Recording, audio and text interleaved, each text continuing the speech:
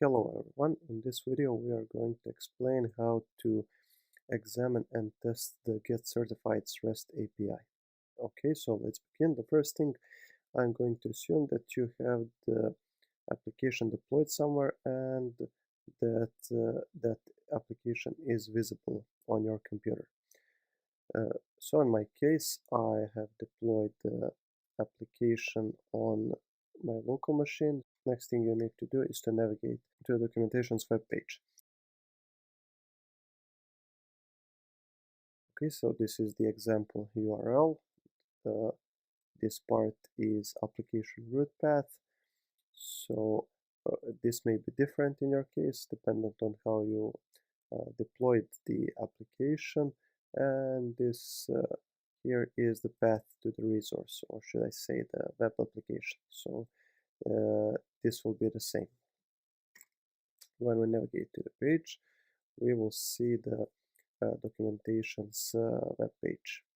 So it has some sections, so we will start explaining what is what section. Okay, this here section is info section. It has some basic information like title, some introduction test, version, and reference to the user manual. We'll get to that later. This here is the set of servers. So this is the set of paths that you can make requests when you are testing the API. And most often if it will be just one server, so this here server will make the request to this path. Okay, this is authorization button. We will get to that later also. And this is the main part. And this part contains all API endpoints. For example, if you want to examine some endpoints like testing sessions, you can click on the testing sessions tab. You have some brief explanation right here. And for example, if we want to examine what this operation does, we just click on it and see the all parameters, what are required parameters, what are not required, if there are more than one, and so on. Below we have all possible responses with their codes, explanations, and response bodies if they have some. So this here responses all have the same body like this. They have different statuses and so on. So this operation does not have the request body. Let's move to someone that has the request body like this, and you can see the request body example, similar like response example. And if you if you are not sure what this field means, for example, you can click on the schema and you can navigate and see what that field means. Okay, that is all about examination. Now we will explain how to test the API. One thing I forgot, if you want to search for some specific API and you know its name, you can just type it in the filter and it will filter the all endpoints. Beware that this is case sensitive, so if you miss the case of some letter, it will not show. Okay, so let's move to the testing. If you want to test the API, first thing you need to have is admin account. So this API can be used by admin only. Okay, if you have the admin account, you first must need to be authorized to use the rest of the API.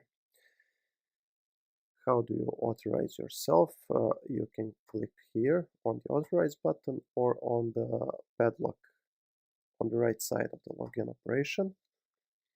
So the output is basically the same. You have two text input fields and you need to type in your username and password.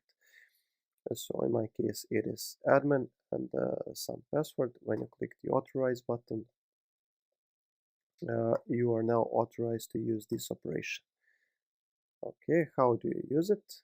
You click on the login tab, you click on the login operation and click on the try it out button in the top right corner. Once you click it, you will have this execute button. So when you click execute button, you will get the response. And that response is JWT token that you will use to access the rest of the API. Okay, let's copy it by using this button or by selecting it and copy it. It doesn't matter. Okay, and when you have this token, you now can use the rest of the API. For example, we want to retrieve the testing location by ID. And when we click the try it out button and execute, we will get the response. There is no token or the header key is wrong. Why we got that? Because we did not authorize ourselves. So we will now authorize. The authorization by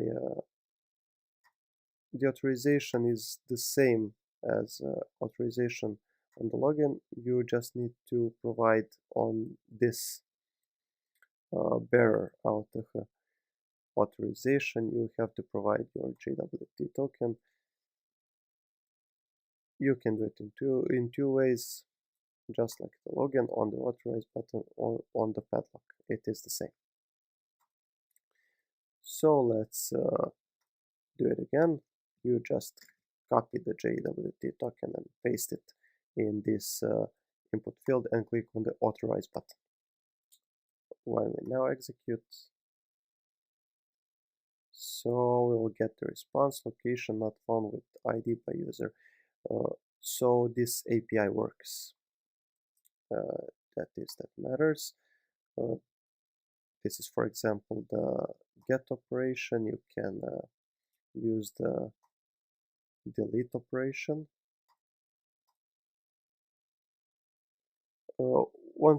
It is important to mention once you authorize yourself one time, you are authorized. You can use every API.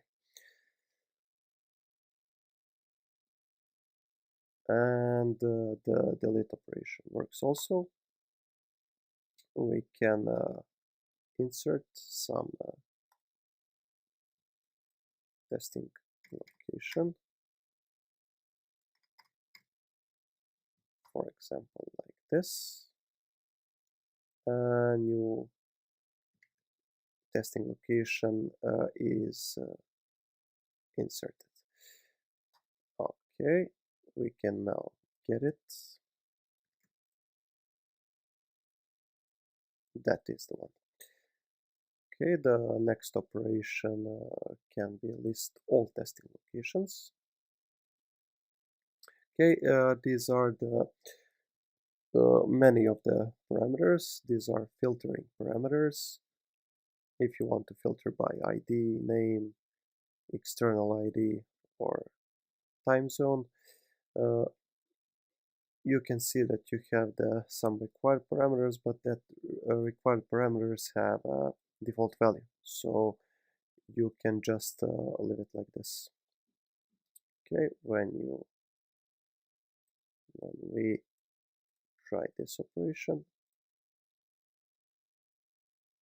it will return the one page of the testing locations. Okay, so that is all about testing the API.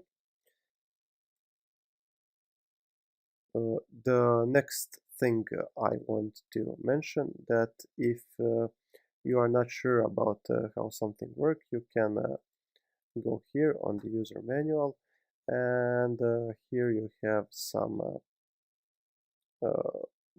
brief manual about how to use some critical operations like login, how to authorize yourself, how to acquire the JWT token, then how to use that JWT token to access the API. To access the API. Basically, all the things that I mentioned in this video, but written and illustrated by pictures. Okay, so that is all about examining and testing the API. I hope this video will be useful. Thank you and have a nice day.